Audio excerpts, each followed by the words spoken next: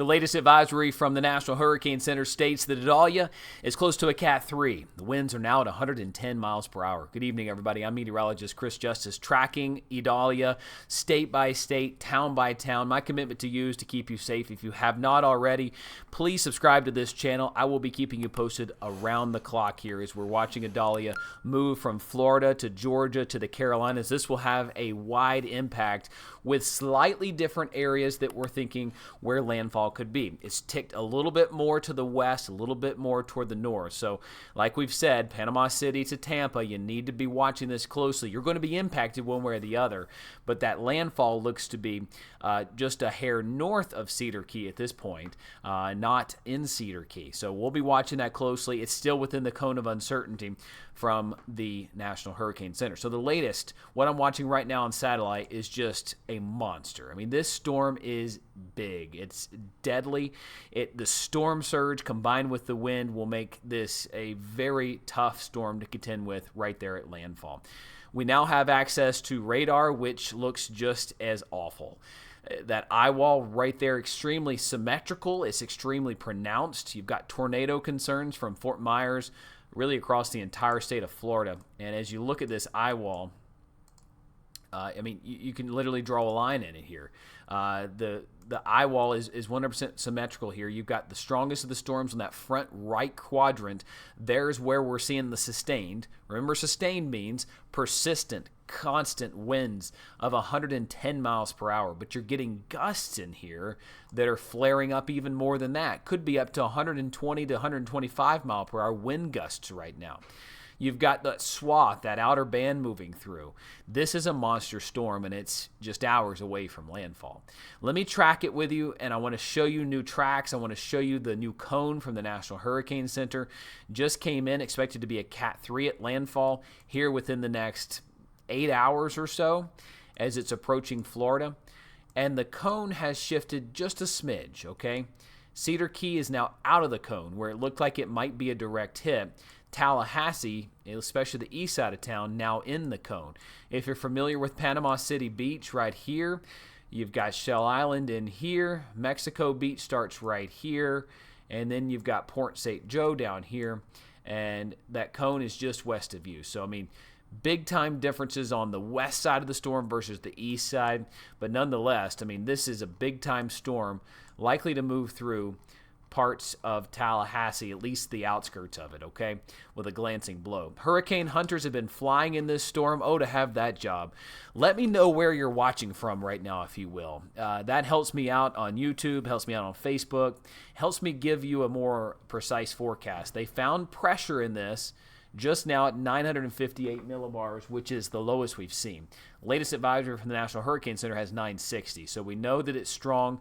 You've got flight after flight scheduled to take off here to give us instant data. And what this is doing is it's feeding our computer models fresh data that give us that instant look at the speeds. How's it going to behave in Georgia? How's it going to behave in South Carolina?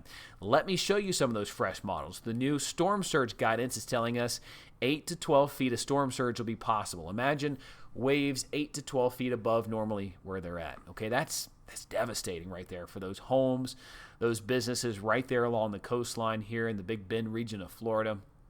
And this is a close call, folks.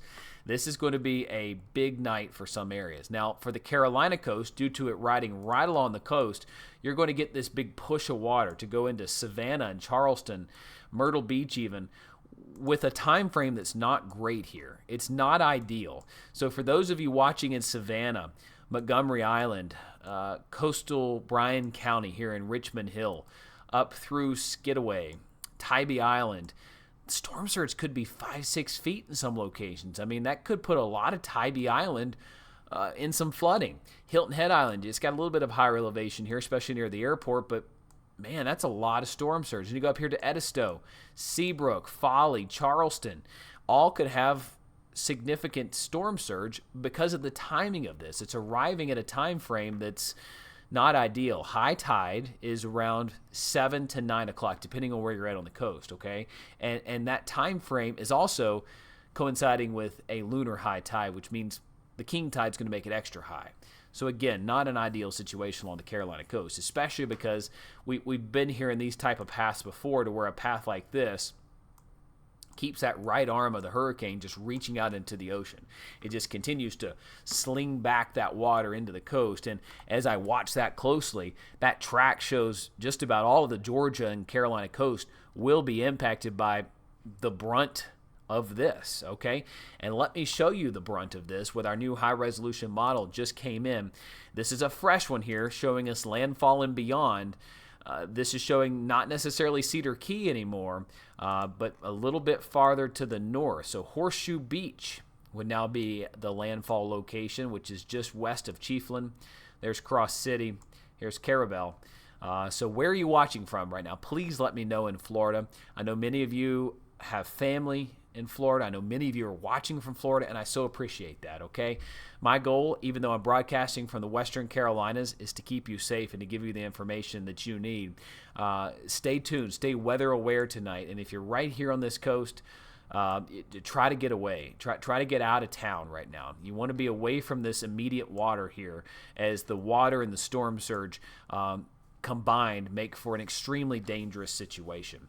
All right, I want to show you a map here, and this is just really reflective of what we're going to see condition-wise tonight. So I'm going to bring this up. It's going to take me just a second here, but let me know where you're watching from. I've got an eye on the comments here, and I want to be able to respond to you later on. If I don't get to you right away, I will try my best to. Let's go to the tropical guidance here, and I'm pulling up one more map for you. Forgive me, folks. I want to make sure you see this. All right, here we go. Because some people are very visual learners. I am a visual learner. I like to see things kind of right there in front of me, and it helps me kind of be able to take it in a little bit more. So I'm going to do that for you folks that are like me. I'm going to show you what the difference between a Cat 2 versus Cat 3 versus Cat 4 look like on the ground in a storm like this, okay?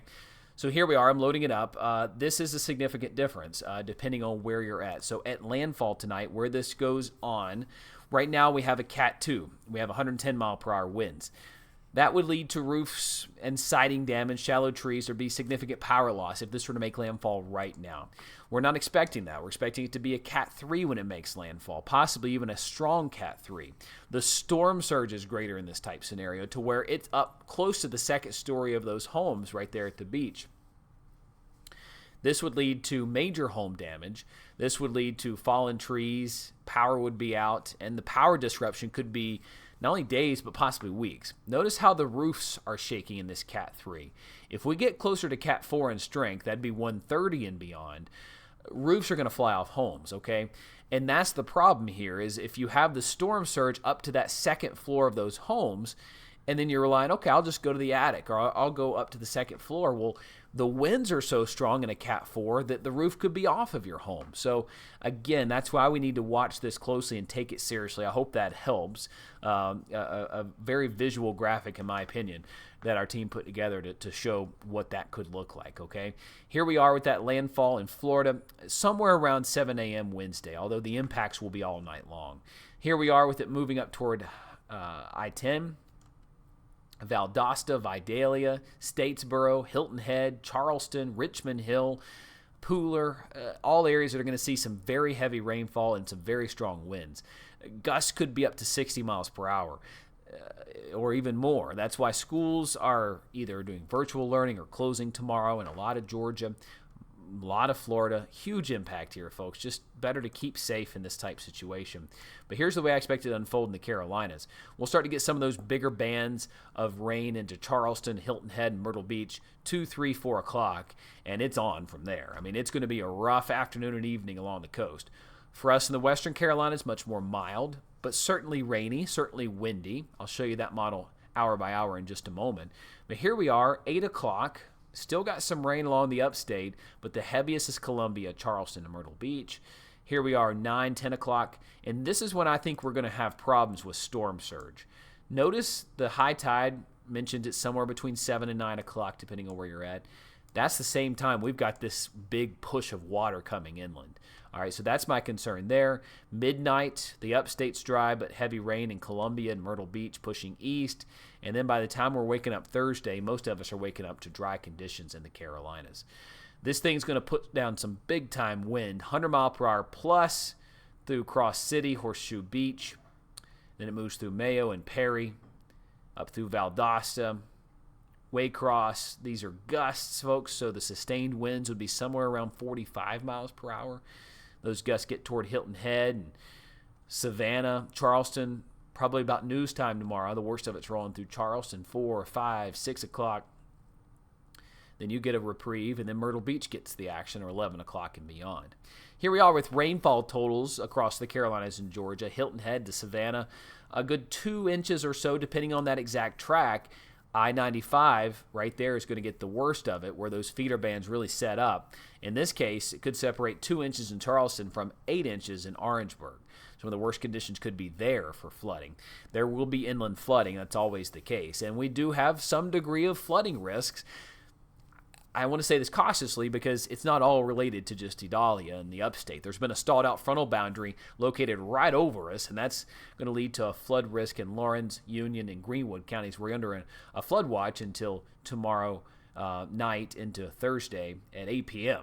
Okay, additional rain doesn't look to be terribly heavy, but another inch on top of the several inches we've already had could be enough to cause some flooding in some locations. So how does this look for the western parts of the Carolinas and Georgia, Atlanta to Charlotte to Greenville, Greenwood, and Abbeville? We've got rain coming in 4, 5, 6 o'clock, could make for a wet evening, but the farther north you are in the upstate through the mountains, you'll likely have less wind and less rain. As we look at rainfall combined with the winds here, those gusts get up to 15, 20 miles per hour after school, and then things are shaping up after that. So folks, again, my commitment here is to keep you safe, and if you're liking what you see with the forecast here, I'm a no-nonsense forecaster. I'm going to shoot you straight. I'm going to tell you when it's time to worry, and right now, Cedar Key up through Horseshoe Beach, Florida, this thing's a monster coming right for you, and it's coming in overnight.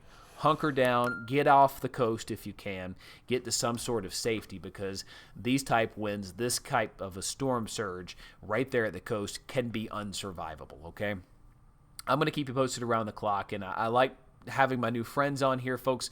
Again, my commitment is to keep you safe when it comes to severe weather, empowering you with the information you need to keep you and your family safe. So our team here at WYFF4 is committed to that. A great tool to have that is by downloading the WYFF4 mobile app. If you have not already, if you're on vacation, maybe traveling, that's a useful tool to let you know on the go if there's an advisory, if there's a warning, if some kind of storm alert happens in your county outside of our normal area, you'll be notified. Same story with lightning. That's very useful this time of the year, especially going into Labor Day weekend. I don't expect lightning anywhere, but I do know that it's a useful tool when we do have those storms nearby the pool or the lake. All right, folks, much more to come as we wrap up this video. I want to urge you to just stay weather aware tomorrow in the Carolinas and Georgia, as it will be a rough day, and we'll keep you posted around the clock.